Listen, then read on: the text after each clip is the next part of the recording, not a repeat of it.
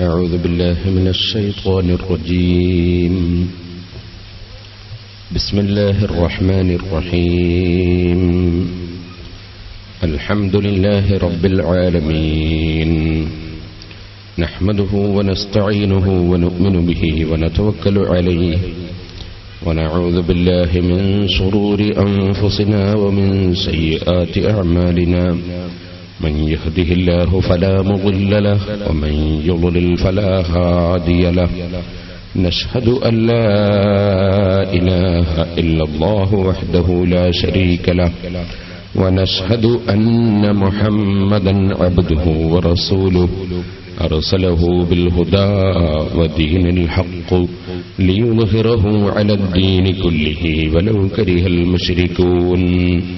اللهم صل وسلم وبارك على رسولك وحبيبك سيدنا محمد وعلى آل وأصحاب سيدنا ومولانا محمد وعلى جميع الأنبياء والمرسلين والآل والصحابة أجمعين. أما بعد، أعوذ بالله من الشيطان الرجيم. بسم الله الرحمن الرحيم. إذا زلزلت الأرض زلزالها وأخرجت الأرض أثقالها وقال الإنسان ما لها يومئذ تحدث أخبارها بأن ربك أوحى لها يومئذ يصدر الناس أشتاتا ليروا أعمالهم فمن يعمل مثقال ذرة خيرا يره ومن يعمل مثقال ذرة شرا يره. صدق الله العلي العظيم.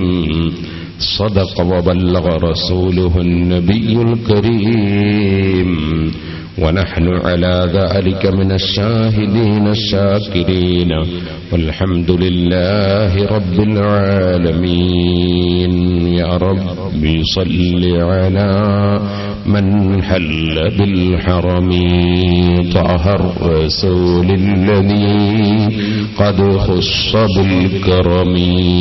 يا رب بالمصطفى بلغ مقاصدنا واغفر لنا ما مضى يا واسع الكرم. ബഹുമാനികളെ, അല്ലാഹുവിന്റെ മഹത്തായ അനുഗ്രഹം കൊണ്ട് ഇന്നലെ നാം പറഞ്ഞു വെച്ച പരലോകം എന്ന വിഷയത്തിന്റെ ബാക്കി ചില ഭാഗങ്ങൾ ചുരുങ്ങിയ സമയം സംസാരിക്കും.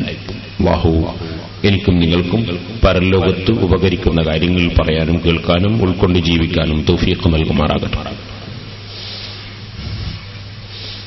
മരണത്തെ സംബന്ധിച്ചാണ് നാം ഇന്നലെ പറഞ്ഞത്. മുഅ്മിനായ മനുഷ്യന്റെ മരണം സന്തോഷത്തിന്റെ മരണമാണ്. അവന്റേത് സന്തോഷത്തിന്റെ യാത്രയാണ്. വിദേശത്ത് നിന്ന് സ്വദേശത്തേക്കുള്ള യാത്ര. വിദേശത്ത് പോയവർക്ക് സ്വദേശത്ത് വരുമ്പോഴുള്ള സന്തോഷം അതിരറ്റതാണ്.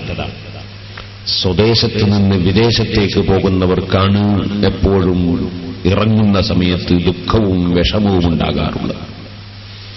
ദുബായിൽ നിന്നും നാട്ടിലേക്ക് വരുമ്പോൾ ഉണ്ടാകുന്ന സന്തോഷം പറയേണ്ടതില്ല. നേരെ മറിച്ച് ഭാര്യയുടെയും മക്കളുടെയും കുടുംബങ്ങളുടെയും ഒക്കെ മുഖത്ത് നോക്കി ദുബായിലേക്ക് ഇറങ്ങിപ്പോകുമ്പോൾ ഉണ്ടാകുന്ന ദുഃഖവും പറയേണ്ടതില്ല. സ്വദേശത്തേക്കുള്ള യാത്രയാണ് മുഅ്മിനായ മനുഷ്യനെ സംബന്ധിച്ചിടത്തോളം മരണത്തിന്റെ യാത്ര. ബിശ്റ ബിറിദ്വാനില്ലാഹി വകറാമതി.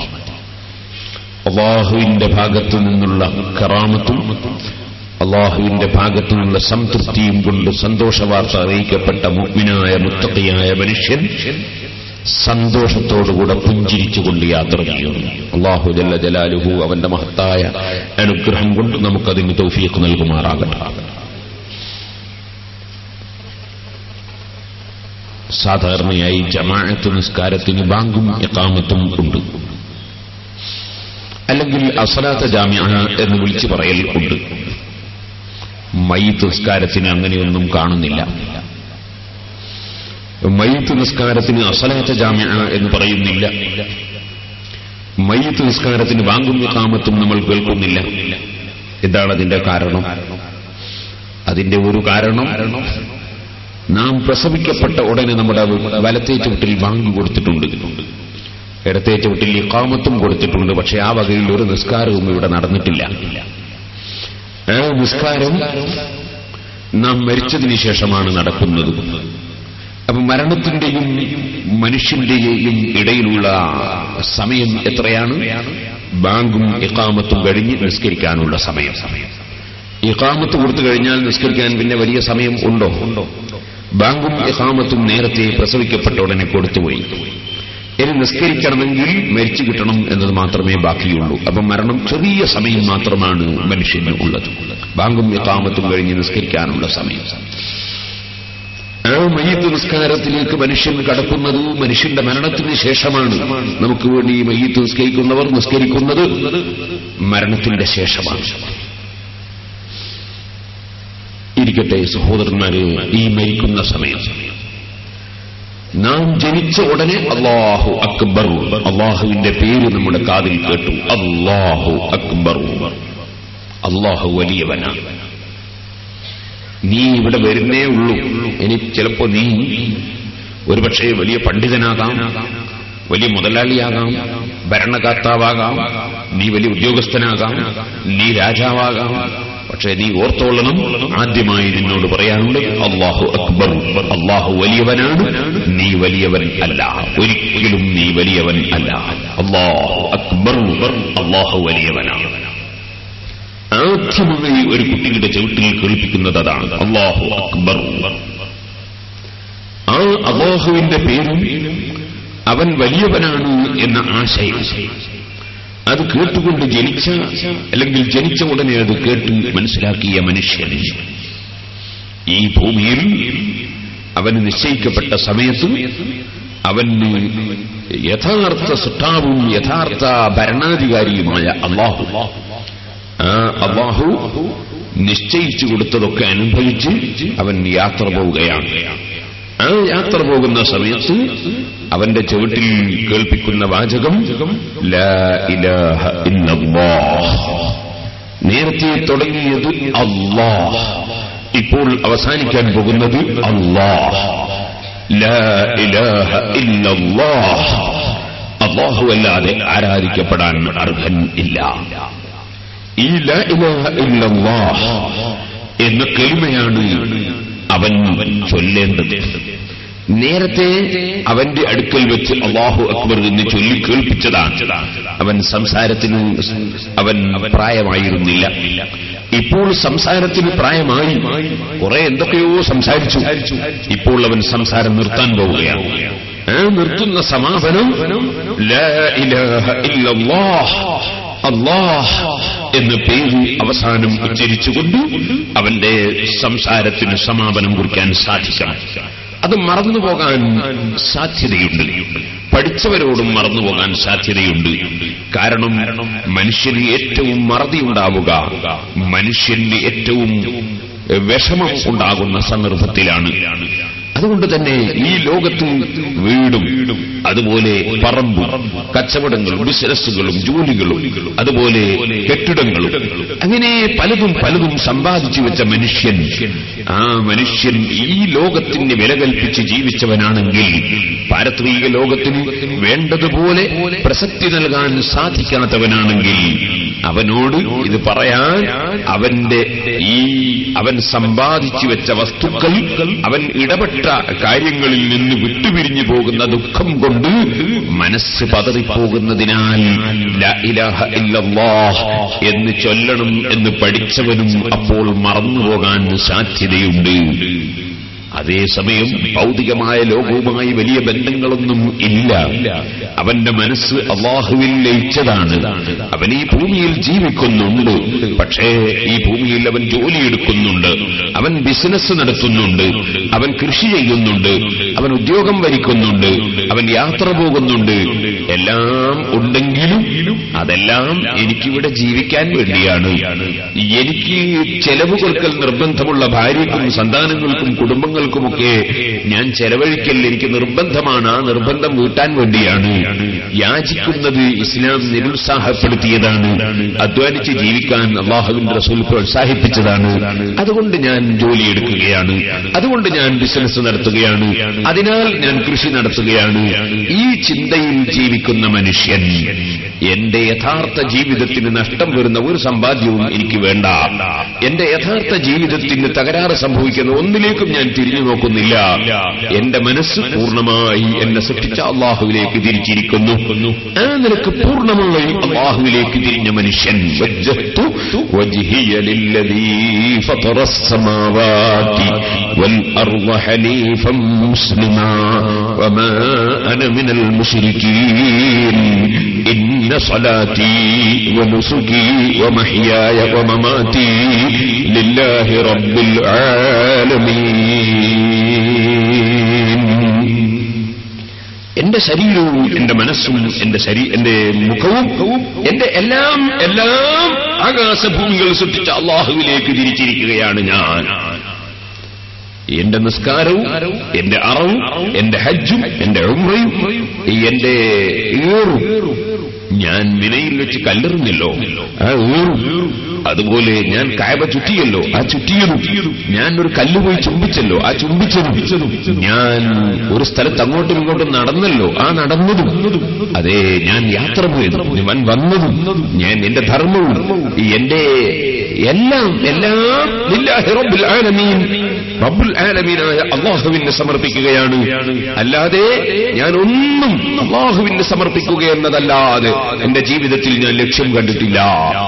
ഈ ചിന്തയിൽ ജീവിച്ച മനുഷ്യൻ എല്ലാം അല്ലാഹുവിന്, ജീവിതവും അല്ലാഹുവിന്, മരണവും അല്ലാഹുവിന്, ജോലിയെടുക്കുന്നതും അല്ലാഹുവിന് വേണ്ടി, യാത്ര ചെയ്യുന്നതും അല്ലാഹുവിന് വേണ്ടി, ബിസിനസ് നടത്തുന്നതും അല്ലാഹുവിന് വേണ്ടി, കൃഷി നടത്തുന്നതും അല്ലാഹുവിന് വേണ്ടി, പ്രസംഗിക്കുന്നതും അല്ലാഹുവിന് വേണ്ടി, പ്രസംഗം കേൾക്കുന്നതും അല്ലാഹുവിന് വേണ്ടി, എല്ലാം അല്ലാഹുവിന് വേണ്ടി അല്ലാഹുവിനെ സമർപ്പിക്കുകയാണ് ഞാൻ. പക്ഷേ ഈ ലോകത്ത് ജീവിക്കാതെ എനിക്ക് നിസ്കരിക്കാൻ കഴിയില്ല. ജീവിക്കണമെങ്കിൽ ഭക്ഷണം കഴിക്കണം. ഈ ലോകത്ത് ജീവിക്കുമ്പോൾ ഞാൻ മനുഷ്യനാണ്, ഞാൻ വികാരമുള്ള ഒരു ജീവിയാണ്. എനിക്ക് ഭാര്യയില്ലാതെ അല്ലാഹുവിന്റെ കൽപ്പനകൾ അനുസരിച്ച് ജീവിക്കാൻ സാധ്യമല്ല. ഞാൻ ഹറാമ് ചെയ്തു പോകും. അതുകൊണ്ട് ഞാൻ വിവാഹം കഴിക്കുകയാണ്. വിവാഹം കഴിക്കുന്ന ഭാര്യയ്ക്ക് ഭക്ഷണം കൊടുക്കൽ എനിക്ക് നിർബന്ധമാണ്. അതുകൊണ്ട് ഞാൻ എന്റെ ഭാര്യയ്ക്ക് വേണ്ടി ഞാൻ അധ്വാനിക്കുകയാണ്. സന്താനോത്പാദനം നടത്തിയില്ലെങ്കിൽ ഇവിടെ അല്ലാഹുവിന്റെ റസൂലിന്റെ ഉമ്മത്ത് ഖിയാമത്ത് നാൾ ഇവരെ ഉണ്ടാവുകയില്ല. അതുകൊണ്ട് റസൂലുള്ളാഹിന്റെ ഉമ്മത്ത് ഇവിടെ ഉണ്ടാകൽ ആവശ്യമാണ്. അതുകൊണ്ട് ഞാൻ സന്താനോത്പാദനം നടത്തുകയാണ്. ആ സന്താനങ്ങൾക്ക് ഭക്ഷണം കൊടുക്കുക എന്നത് ദീൻ ഇവിടെ നിലനിർത്തലാണ്. അതുകൊണ്ട് ഞാൻ എന്റെ മക്കൾക്ക് ഭക്ഷണം കൊടുക്കാൻ വേണ്ടി അധ്വാനിക്കുകയാണ്. ഈ നിലക്ക് ചിന്തകളെല്ലാം അല്ലാഹുവിലേക്ക് തിരിഞ്ഞുകൊണ്ട് ഈ ഭൂമിയിൽ നടത്തുന്ന മുഴുവൻ പ്രവർത്തനങ്ങളും നടത്തുന്ന മനുഷ്യൻ അവന്റെ മനസ്സ് പൂർണ്ണമായി അല്ലാഹുവിൽ ലയിച്ചതാണ്. അവൻ അല്ലാഹുവിലേക്കുള്ള യാത്രയിലാണ്. ആ യാത്രയിൽ ഒരുങ്ങി ജീവിക്കുന്ന മനുഷ്യൻ അവനെ സംബന്ധിച്ചിടത്തോളം അവന്റെ വീട്ടിൽ നിന്ന് ഇറങ്ങിപ്പോകുമ്പോൾ മനസ്സിന് വലിയ ദുഃഖമൊന്നും ഇല്ല. കുടുംബങ്ങളെ വിട്ടുപിരിയുമ്പോൾ അവന് വലിയ ദുഃഖമൊന്നും ഇല്ല. കാരണം ഇതിനേക്കാൾ വലിയ കൂട്ടുകാരെ എനിക്ക് കിട്ടാൻ പോവുകയാണ്. അതെ, ومن يطع الله والرسول فأولئك مع الذين أنعم الله عليهم من النبيين والصديقين والشهداء والصالحين وحسن أولئك رفيقا. അല്ലാഹുവിനെയും റസൂലിനെയും പൂർണ്ണമായി അനുസരിച്ച് ജീവിച്ചവൻ അവൻ അല്ലാഹു അനുഗ്രഹിച്ച മഹാന്മാരുടെ കൂടെയാണ്. ഭൂമിയിൽ അവൻ ആ മഹാന്മാരെ പിന്തുടർന്നുകൊണ്ടുള്ള ജീവിതമാണ്. പാരത്രിക ലോകത്ത് ആ മഹാന്മാരോടുകൂടി കൂട്ടുജീവിതവുമാണ്. അങ്ങനെയുള്ള മനുഷ്യൻ, ആ മനുഷ്യനെ സംബന്ധിച്ചിടത്തോളം അവൻ ഇവിടെയുള്ള കുറച്ച് കൂട്ടുകാരെ നഷ്ടപ്പെടുന്നതിന് പകരം എനിക്ക് മുന്തിയ കൂട്ടുകാരെ കിട്ടാൻ പോവുകയാണ്.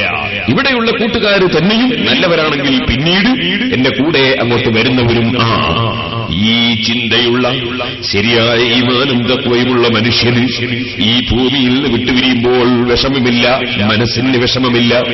അതുകൊണ്ട് തന്നെ ലാ ഇലാഹ ഇല്ലല്ലാഹ് എന്ന് ചൊല്ലാൻ അവന് ഓർമ്മ വരാൻ സാധ്യത വളരെ കൂടുതലാണ്. അതേ സമയത്ത് ഈ ഭൗതിക ലോകത്തുള്ള വിഷയങ്ങളുമായി മനസ്സ് കൂടുതൽ ബന്ധപ്പെട്ടു പോവുകയും അല്ലാഹുവിനെ സ്നേഹിക്കുക, അവന്റെ ഹബീബായ നബി സല്ലല്ലാഹു അലൈഹി വസല്ലം തങ്ങളെ സ്നേഹിക്കുക, അതിന്റെ പേരിൽ തന്നെ പൂർണ്ണമായി അല്ലാഹുവിൽ ലയിച്ചുകൊണ്ട് ജീവിക്കുക. ഈ ചിന്ത വരാത്ത മനുഷ്യന് ഈ ഭൂമിലോകം വിട്ടുപിരിയുമ്പോൾ വല്ലാത്ത ദുഃഖമാണ്, വലിയ ബേജാറാണ്, പേടിയാണ്. അതുകൊണ്ട് തന്നെ അത്തരക്കാർക്ക് ഈ ബേജാറിനിടയിൽ ലാ ഇലാഹ ഇല്ലല്ലാഹ് എന്ന കലിമ ചൊല്ലാൻ മറന്നു പോവുക സ്വാഭാവികമാണ്. അവർക്ക് മറതി സംഭവിക്കാൻ സാധ്യത കൂടുതലാണ്. മഹാന്മാർക്കത് മറക്കാനുള്ള സാധ്യത കുറവാണ്. അതേസമയം മോശക്കാരായ ആളുകൾ വിട്ടുപിരിയുന്ന വിഷമത്തിൽ ഈ ദിക്ർ ചൊല്ലാൻ മറന്നുപോകാൻ സാധ്യത കൂടുതലാണ്. അതുകൊണ്ട് തന്നെ നമ്മോട് അല്ലാഹുവിന്റെ റസൂലിന്റെ കൽപ്പന ലഖ്നൂ മൗതാകും ലാ ഇലാഹ ഇല്ലല്ലാഹ്. ആ സമയത്ത് ഒരു ലാ ഇലാഹ ഇല്ലല്ലാഹ് എന്നത് ഈ വിട്ടുപിരിയുന്ന ദുഃഖവും വേദനയും അനുഭവിക്കാത്ത ജീവിച്ചിരിക്കുന്ന ആരോഗ്യമുള്ള ജനങ്ങളുണ്ടല്ലോ, നിങ്ങളൊന്നങ്ങ് ഓർമ്മിപ്പിച്ചു കൊടുത്തേക്കണം. ലഖ്നൂ മൗതാകും ലാ ഇലാഹ ഇല്ലല്ലാഹ്. മരിക്കുന്നവർക്ക് നിങ്ങൾ ലാ ഇലാഹ ഇല്ലല്ലാഹ് ചൊല്ലിക്കൊടുക്കണം. അപ്പൊ അയാൾക്ക് ഓർമ്മ വരും, അയാൾ ചൊല്ലേണ്ട ദിക്ർ അദ്ദേഹത്തിന് ഓർമ്മ വരും. അങ്ങനെ ഓർമ്മ വരിക അതൊരു ഉപകാരമാണല്ലോ. എല്ലാവരും പരസ്പരം ഉപകാരം ചെയ്തല്ലേ ജീവിക്കേണ്ടത്, സഹായിച്ചുകൊണ്ടല്ലേ ജീവിക്കേണ്ടത്, സഹായം വേണ്ടാന്നല്ലല്ലോ പറയേണ്ടത്. അപ്പൊ തആവനൂ അലൽ ബിർരി വത്തഖ്വാ വലാ തആവനൂ അലൽ ഇസ്മി വൽ ഉദ്വാൻ. നല്ല കാര്യത്തിന് സഹകരിക്കുകയല്ലേ വേണ്ടത്. അതുകൊണ്ട് ആ മരിക്കുന്ന മനുഷ്യനോടൊരു സഹകരണം, അതാണ് ലാ ഇലാഹ ഇല്ലല്ലാഹ് എന്ന ദിക്ർ അവന്റെ മുൻപിൽ വെച്ച് നമ്മൾ ചൊല്ലുക. അത് കേൾക്കുമ്പോൾ അവനങ്ങ് ചൊല്ലൂ എന്ന് പറയണ്ട, ചൊല്ലൂ എന്ന് പറയണ്ട. കാരണം അദ്ദേഹത്തിന്റെ ഈ മനോവേദനയിൽ ലാ ഇലാഹ ഇല്ലല്ലാഹ് എന്ന് ചൊല്ലൂ എന്ന് നമ്മൾ പറഞ്ഞിട്ട് അവൻ എന്തെങ്കിലും വേണ്ടാത്തത് നാവുകൊണ്ട് ഇപ്പൊ മിണ്ടല്ല എന്നോ അല്ലെങ്കിൽ നിങ്ങൾ മിണ്ടാതെ പൊയ്ക്കൊന്നോ ഇങ്ങനത്തെ എന്തെങ്കിലും പറഞ്ഞു പോയാൽ ആ ലാ ഇലാഹ ഇല്ലല്ലാഹയോടൊരു അതവുകേടായി പോകുമല്ലോ. അതുകൊണ്ട് ചൊല്ലൂ എന്ന് പറയണ്ട, മറിച്ച് അവന്റെ മുന്നിൽ വെച്ച് ചൊല്ലിയാൽ തന്നെ തൗഫീഖുള്ളവർക്ക് അത് ഓർമ്മയാകും എന്നതാണ് അഷ്റഫുൽ ഖൽഖ് സല്ലല്ലാഹു അലൈഹി വസല്ലം തങ്ങൾ നമ്മെ പഠിപ്പിക്കുന്നത്. അർഹമർ റഹീമായ റബ്ബ് ആ ദിക്ർ ചൊല്ലി മരിക്കാൻ നമുക്ക് തൗഫീഖ് നൽകുമാറാകട്ടെ. സഹോദരന്മാരെ, ആ ലാ ഇലാഹ ഇല്ലല്ലാഹ് എന്ന ദിക്ർ വേർപാടിന്റെ ദുഃഖം കൊണ്ട് മറന്നുപോകാൻ സാധ്യതയുള്ളതിനാൽ ഓർമ്മിപ്പിക്കണം എന്നും ഹദീസിൽ പഠിപ്പിച്ചു. ഇത് തന്നെയാണ് ശേഷവും നിങ്ങൾക്ക് കാണാം. മരണത്തിന് ശേഷം ഒരു മനുഷ്യൻ, ആ മരിക്കുന്ന മനുഷ്യൻ മുഅ്മിനായ മനുഷ്യനാണെങ്കിൽ ഖദ്ദിമൂനി ഖദ്ദിമൂനി ഖദ്ദിമൂനി, അവന്റെ ശരീരത്തിൽ നിന്ന് ആത്മാവ് വിട്ടുപിരിഞ്ഞതിന് ശേഷം എന്നെ നിങ്ങൾ വേഗം കൊണ്ടുപോയി മറവ് ചെയ്യണമെന്ന് മയ്യിത്ത് വിളിച്ചു പറയുമെന്ന് മുഹമ്മദുർ റസൂലുള്ളാഹി സല്ലല്ലാഹു അലൈഹി വസല്ലം പറയുന്നു. അപ്പൊ നിങ്ങൾ ചോദിക്കും, നമ്മളത് കേൾക്കുന്നില്ലല്ലോ. നിങ്ങളെ എല്ലാം കേൾപ്പിക്കാൻ അല്ലാഹു തീരുമാനിച്ചിട്ടില്ല, നിങ്ങൾക്കെല്ലാം കാണിച്ചു തരാനും അല്ലാഹു തീരുമാനിച്ചിട്ടില്ല. കേൾവിയുണ്ടാക്കുന്നവൻ അല്ലാഹയാണ്, കാഴ്ച തരുന്നവൻ അല്ലാഹയാണ്. അല്ലാഹയല്ലാതെ കേൾപ്പിക്കുന്നവനും കാണിക്കുന്നവനും ഇല്ല. കാതുള്ളവരെല്ലാവരും കേൾക്കുന്നുണ്ടോ? ഇല്ല. കണ്ണുള്ളവരെല്ലാവരും കാണുന്നുണ്ടോ? ഇല്ല. മനസ്സുള്ളവരെല്ലാവരും ചിന്തിക്കുന്നുണ്ടോ? ഇല്ല. കാലുള്ള എല്ലാവരും നടക്കുന്നുണ്ടോ? ഇല്ല. ഓ സഹോദര, കാര്യങ്ങളൊക്കെ ചെയ്തു തരുന്നവൻ അല്ലാഹുവാണ്. എത്ര കാലുണ്ട്? തേരട്ടാന്ന് പറഞ്ഞിട്ടൊരു ജീവിണ്ട്. ഇവിടെ എന്താ പറയാ? ചേട്ടാന്ന്. എത്ര കാലുണ്ടതിന്? ആരാ എണ്ണി നോക്കിയത്? 100 കണക്കിന് കാലുണ്ട്. പക്ഷേ മൂപ്പര് 1 കിലോമീറ്റർ നടന്നെത്തണമെങ്കിൽ സുബ്ഹാനല്ലാഹ് ചിലപ്പോ 10 കൊല്ലം കഴിയും. അതേസമയത്ത് ഒരൊറ്റ കാലും ഇല്ല. നമ്മളെ ചെറിയ പാമ്പിന്റെ കുട്ടി അല്ലെങ്കിൽ വലിയ പാമ്പ് ഒറ്റ കാലും ഇല്ല. പക്ഷെ മൂപ്പര് എത്ര സ്പീഡിലാ പോകുന്നത്? എന്താണ്? കാല് വേണോ പോകാൻ? നടന്നു പോകാൻ കാല് വേണോ? കാലുള്ളത് കൊണ്ട് സ്പീഡ് കിട്ടുമോ? ഇല്ല. ഇവിടെ എത്തിക്കുന്നവൻ അല്ലാഹുവാണ്. കാലും മറ്റൊക്കെ കാരണങ്ങൾ മാത്രമാണ്. അതുപോലെ കണ്ണുള്ളത് കൊണ്ട് കാണണമെന്നുണ്ടോ? ഇല്ല. എല്ലാം അല്ലാഹുവിന്റെ അധികാരത്തിലാണ്. ഇവിടെ ഈ ബൾബ് കത്തുന്നു, എന്തുകൊണ്ട് കത്തുന്നു? കരണ്ട് പ്രവഹിക്കുന്നത് കൊണ്ട് കത്തുന്നു. ഈ കരണ്ട് നിങ്ങൾ ആരെങ്കിലും കണ്ടിട്ടുണ്ടോ? ഞാൻ ഇതുവരെയും കരണ്ട് കണ്ടിട്ടില്ല. കരണ്ടിന്റെ പ്രവർത്തനം കാണുന്നുണ്ട്. കരണ്ട് ഉള്ളത് കൊണ്ട് കത്തുന്നത് കാണുന്നുണ്ട്. കരണ്ട് ഉള്ളത് കൊണ്ട് മൈക്ക് വർക്ക് ചെയ്യുന്നത് കാണുന്നുണ്ട്. കരണ്ട് ഉള്ളത് കൊണ്ട് ഫാൻ കറങ്ങുന്നത് ഞാൻ കാണുന്നുണ്ട്. കരണ്ടിന്റെ പ്രവർത്തനം ഞാൻ അനുഭവിക്കുന്നുണ്ട്. പക്ഷേ കരണ്ട് ഞാൻ ഇതുവരെയും കണ്ടിട്ടില്ല. അതുകൊണ്ട് കരണ്ട് ഇല്ലെന്ന് പറഞ്ഞാലോ? കരണ്ട് ഇല്ലെന്ന് പറഞ്ഞാൽ പറഞ്ഞവരെ കൊണ്ടുപോയി കരണ്ട് വെക്കണം. കാരണം അവന് തീരെ ബുദ്ധിയില്ല. അപ്പൊ നിങ്ങൾക്കെല്ലാം കാണിച്ചു തരാൻ ഇവിടെ തീരുമാനിച്ചിട്ടില്ല, എല്ലാം കേൾപ്പിച്ചു തരാൻ ഇവിടെ തീരുമാനിച്ചിട്ടില്ല. നീ അറിയില്ലേ? എല്ലാം നിനക്ക് കാണിച്ചു തരാൻ ഇവിടെ തീരുമാനിച്ചിട്ടുണ്ടോ? എല്ലാം നിനക്ക് കേൾപ്പിച്ചു തരാൻ ഇവിടെ തീരുമാനിച്ചിട്ടുണ്ടോ? ആധുനിക ഉപകരണങ്ങൾ വന്നപ്പോൾ നേരത്തെ കേൾക്കാത്തത് എന്തെല്ലാം കേൾക്കാൻ തുടങ്ങി, നേരത്തെ ഇല്ലാത്ത എന്തെല്ലാം അറിയാൻ തുടങ്ങി. എന്റെ ചെറുപ്പത്തിലൊക്കെ പുത്തൻവാദികൾ പ്രസംഗിക്കുമ്പോൾ പറയാറുള്ളത്, ദൂരെ നിന്ന് കേൾക്കണമെങ്കിൽ അള്ളാഹു ആകണം, അത് മുഹീദ്ദീൻ ശൈഖിനൊന്നും സാധ്യമല്ല എന്നാണ്. ഇപ്പൊ ഒറ്റ മുജാഹിദും അങ്ങനെ പറയാറില്ല. കാരണം ഇപ്പൊ നമ്മളിങ്ങനെ പരപ്പരം കേടി വന്നിട്ട് അമേരിക്കയിലേക്ക് ഫോൺ ചെയ്യാണ്. അപ്പോ ദൂരെ നിന്ന് കേൾക്കണമെങ്കിൽ അള്ളാഹു ആകണോ? വേണ്ട, ഒരു ഫോണ് കയ്യിലുണ്ടായാൽ മതി, ഒരു മൊബൈൽ ഫോൺ കയ്യിലുണ്ടായാൽ മതി. അപ്പോ ഞാൻ പറഞ്ഞു വന്നത്, മുമ്പേ കണ്ടുപിടിക്കാത്ത പലതും കണ്ടുപിടിച്ചുകൊണ്ടിരിക്കുന്നു, കാണാത്തത് കാണുന്നു, കേൾക്കാത്തത് കേൾക്കുന്നു. ഇതൊക്കെ അല്ലാഹുവിന്റെ തീരുമാനപ്രകാരം നടക്കുന്നു. അതുകൊണ്ട് മയ്യിത്ത് എന്നെ കൊണ്ടുപോകണം വേഗം എന്ന് വിളിച്ചു പറയുന്നു എന്ന് പറയുമ്പോ ഞാനത് കേൾക്കുന്നില്ലല്ലോ എന്ന് യുക്തിവാദി പറയുന്നതിന് യാതൊരു അർത്ഥവും ഇല്ല. നിനക്കെല്ലാം കേൾപ്പിച്ചു തരാൻ തീരുമാനിച്ചിട്ടില്ല. നീ കേൾക്കാൻ ഉദ്ദേശിച്ചത് നീ കേൾക്കും, നീ കേൾക്കണ്ടെന്ന് ഉദ്ദേശിച്ചത് നീ കേൾക്കുകയില്ല. അതുകൊണ്ട് ഇവിടെ നടക്കുന്നില്ലെന്നാണോ? അല്ല. ഇരിക്കട്ടെ, ആ ശരീരം സഹോദരന്മാരെ നീട്ടി സംസാരിക്കുന്നില്ല. ഇന്നലെ ഞാൻ പറഞ്ഞിരുന്നു, എല്ലാവരും സിറാജുള്ളതേണ്ട ഓരോ കലണ്ടർ വാങ്ങണോ? അത് പൈസ ഉണ്ടാക്കാനല്ല, ഒരു പ്രചരണത്തിന് വേണ്ടിയാണ്. പൈസ അള്ളാന്റെ ഖജനാവിലെത്തുണ്ട്. ഇപ്പൊ ഇവിടെ വന്നപ്പോ എത്ര പൈസ കിട്ടി? ഒരുപാട് നേർച്ചെടുത്തി, അതിങ്ങനെ കിട്ടും. അതുകൊണ്ട് എല്ലാവരും ഓരോ കലണ്ടർ വാങ്ങണം. വയത് കേൾക്കണമെങ്കിൽ എല്ലാ വിഷയത്തിലും വയത് പറഞ്ഞിട്ടുണ്ടല്ലോ, എല്ലാ വിഷയത്തിലും കേസറ്റും ഉണ്ടല്ലോ, ധാരാളം കേൾക്കാം. എനിക്ക് ഞാൻ പറഞ്ഞു വന്നത്, എന്റെ സഹോദരന്മാർ ചിന്തിക്കണം. അല്ലാഹു സുബ്ഹാനഹു വ തആല അതാ ഈമാനോടെ തഖ്വയോടെ ജീവിച്ച് മരിക്കാൻ ഭാഗ്യം കൊടുത്തിട്ടുള്ള മനുഷ്യൻ അവന്റെ ശരീരം വിളിച്ചു പറയുന്നു, ഖദ്ദിമൂനി ഖദ്ദിമൂനി, വേഗം കൊണ്ടുപോകണം, വേഗം കൊണ്ടുപോകണം. ആ വിളിച്ചു പറയുന്നത് മനുഷ്യരല്ലാത്ത, ജിന്നുകളല്ലാത്ത മറ്റ് ജീവികളൊക്കെ കേൾക്കുമെന്ന് അഷ്റഫുൽ ഖൽഖ് മുഹമ്മദുർ റസൂലുള്ളാഹി. ഈ അടുത്തല്ലേ സുനാമി വന്നത്? ആ സുനാമി വന്നപ്പോ പല കടലോര പ്രദേശങ്ങളിലും ജീവിക്കുന്ന ജീവികൾ സുനാമി വരുന്നതിന് മുമ്പ് തന്നെ സ്ഥലം വിട്ടുപോയി. അതേസമയത്ത് മനുഷ്യൻ ആ വിവരം അറിഞ്ഞില്ല. പത്രങ്ങളിൽ നമ്മൾ വായിച്ചില്ലേ, ആനകൾ സുനാമിയിൽ കുടുങ്ങിയില്ല, മറ്റ് പല ജീവികളും കുടുങ്ങിയില്ല. സുനാമി വരുന്നതിന് മുമ്പ് തന്നെ അവരുടെ കൈവശത്തിൽ അമേരിക്കക്കാരന്റെ റഡാറില്ല, മറ്റ് ആധുനിക ഉപകരണങ്ങളില്ല. പക്ഷേ ആ മൃഗങ്ങൾക്ക് പലതും അറിയാൻ സാധിച്ചു, നമുക്കതറിയാൻ സാധിച്ചില്ല. ഓരോ വിഷയവും വരുമ്പോൾ നമ്മളിങ്ങനെ പഠിക്കുകയാണ്, ഓരോ വിഷയങ്ങളെക്കുറിച്ച് നമുക്കിങ്ങനെ വിശ്വാസം വർദ്ധിക്കുകയാണ്. ഇരിക്കട്ടെ, അഷ്റഫുൽ ഖൽഖ് മുഹമ്മദുർ റസൂലുള്ളാഹി സ്വല്ലല്ലാഹു അലൈഹി വസല്ലം തങ്ങൾ നമ്മെ പഠിപ്പിക്കുന്നു, ഈമാനുള്ളവന്റെ ശരീരം പെട്ടെന്ന് തന്നെ കൊണ്ടുപോയി മറവ് ചെയ്യുന്നതാണ് ഉത്തമം. എന്നാൽ ഈമാനില്ലാത്തവനാണെങ്കിലോ അവന്റെ ആത്മാവ് പിടിക്കാൻ വേണ്ടി റഹ്മത്തിന്റെ മലക്കുകൾ ഇറങ്ങി വന്നിട്ടില്ല, അതേ അദാബിന്റെ മലക്കുകളാണ് വന്നത്. അവന്റെ റൂഹ് കരിമ്പടത്തിൽ കുടുങ്ങിയ മുള്ളു പറിച്ചെടുക്കുന്നത് പോലെ ബലമായി പറിച്ചെടുത്തതാണ്. ആ പറിച്ചെടുത്ത ആത്മാവിനെ അതാ അവർ കയ്യിലേക്ക് വാങ്ങുമ്പോ മലക്കുകൾ ഇതിന്റെ ദുർഗന്ധം കൊണ്ട് മലക്കുകൾ ഓരോരുത്തരും പറയുന്നു, ഇങ്ങോട്ട് അടുപ്പിക്കല്ല, എന്നിലേക്ക് കൊണ്ടുവരല്ല. വല്ലാത്ത ദുർഗന്ധം തന്നെ, വല്ലാത്ത നാറ്റം തന്നെ.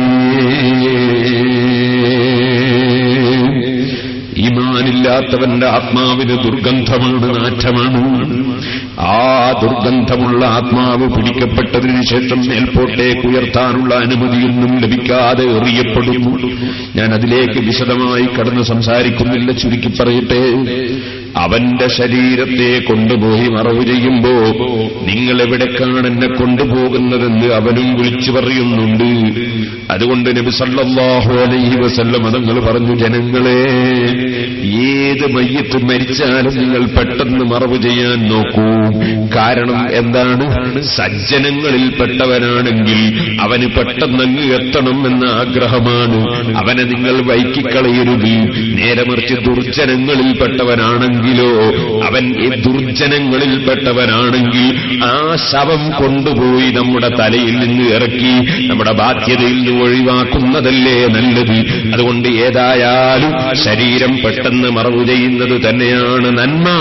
കാരണം അതാ ഈമാനില്ലാതെ ചത്തവനാണെങ്കിൽ അവന്റെ ശവം നമ്മളെന്തിന് വെച്ച് കൂടണം? അതേ ഈമാനുള്ളവനാണെങ്കിലോ അവന് പെട്ടെന്ന് എത്തണമെന്നല്ലേ അവന്റെ ആഗ്രഹം. അതുകൊണ്ട് ഏത് മനുഷ്യൻ മരിച്ചാലും നിങ്ങൾ പെട്ടെന്ന് മറവു ചെയ്യാൻ ശ്രമിക്കണമെന്ന് അഷ്റഫുൽ ഖൽഖ് മുഹമ്മദുർ റസൂലുള്ളാഹി സല്ലല്ലാഹു അലൈഹി വസല്ലം പഠിപ്പിക്കുന്നു. ഓ സഹോദരന്മാരെ, മരണത്തെക്കുറിച്ചുള്ള ചിന്തയാണ് കൽബിൽ വളർന്നു വരേണ്ടത്. അത് ശരിക്കിങ്ങ് വന്നാൽ, ഇന്നലെ ഞാൻ പറഞ്ഞില്ലേ, നിസ്കാരം കളാക്കാൻ ധൈര്യം വരില്ല. കളായിപ്പോയ നിസ്കാരങ്ങൾ കളായി വിട്ടാൻ തീരുമാനിക്കാതിരിക്കില്ല. അതേ മരണത്തെക്കുറിച്ചുള്ള ചിന്ത കൽബിൽ വന്നാൽ ഇൽമിന്റെ വാല്യൂ മനസ്സിലാക്കാതിരിക്കില്ല. അറിവ് നേടണം. എന്റെ പാരത്രിക ലോകത്തിനു വേണ്ടി അറിവ് നേടണം എന്ന ചിന്ത അവന്റെ മനസ്സിലില്ലാതിരിക്കില്ല.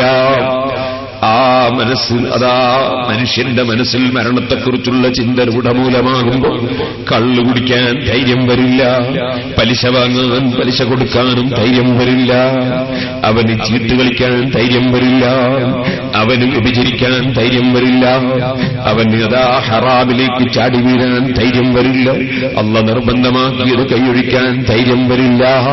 മരണത്തെക്കുറിച്ചുള്ള ചിന്ത നമ്മുടെ കൽവിൽ രൂഢമൂലമാകണം. ചെറിയ വിഷയമല്ല. മരിച്ചു കിടത്തിയ മനുഷ്യരെ നിങ്ങൾ കണ്ടില്ലേ? കട്ടിലിന്റെ മേലെ കിടത്തിയിരിക്കുന്നു. അവന്റെ മേലെ ഉറുമ്പ് വന്ന് കയറുമ്പോ തടുക്കാൻ അവന് സാധ്യമല്ല. ഉറുമ്പ് അവന്റെ ശരീരത്തിൽ കയറി വരാതിരിക്കാൻ വേണ്ടി പ്രായമുള്ള ആളുകൾ വന്നു ആ കട്ടിലിന്റെ കാലിന് മണ്ണെണ്ണയിൽ മുക്കിയിട്ടുള്ള തുണി കൊണ്ട് ചുറ്റുന്നു. കാരണം ഉറുമ്പ് കയറി വരാതിരിക്കാനാണ്, മയ്യിത്ത് ഉറുമ്പരിക്കാതിരിക്കാനാണ്. ഓ സഹോദരന്മാരെ, ആ കിടക്കുന്ന മയ്യിത്തിനെ സംബന്ധിച്ച് നിങ്ങൾ ചിന്തിച്ചോ? രാവിലെ സ്വന്തം കുഞ്ഞിനെ എടുത്ത് ചുംബിച്ച മയ്യിത്താണ്. 2.5 വയസ്സ് 3 വയസ്സുള്ള കുട്ടി, ഒരൽപ്പം വിക്കോടുകൂടി സംസാരിക്കുന്ന പിഞ്ചുമകൻ. ആ പിഞ്ചുമകന്റെ സന്തോഷമുള്ള വാക്ക് കേട്ട് കുറെ എടുത്ത് മടിയിൽ വെച്ച് കളിപ്പിച്ച് ചുംബിച്ച് തിരിച്ചയച്ചവനാണ്. ഇപ്പോൾ അവൻ മരിച്ചു കിടക്കുമ്പോൾ അതേ കുട്ടി തന്നെ ബാപ്പയുടെ സമീപത്തേക്ക് ഓടി വരുമ്പോ പ്രായമുള്ളവർ പിടിച്ചു നീക്കുന്നു. ആ ചെറിയ കുഞ്ഞ് മയ്യിത്ത് കണ്ട് പേടിച്ചു പോകുമെന്നാ പറയുന്നത്. സുബ്ഹാനല്ലാഹ്, രാവിലെ എടുത്ത് ചുംബിച്ച കുട്ടിക്ക് ഇപ്പോൾ നിന്നെ കാണാൻ പറ്റുന്നില്ല. നിന്നെ കണ്ടാൽ ഭയപ്പെടുമ്പോൾ ഈ മരണം അതാർക്കോ വെച്ചതല്ല. എത്ര ആളുകളെ കൊണ്ടുപോയി നമ്മൾ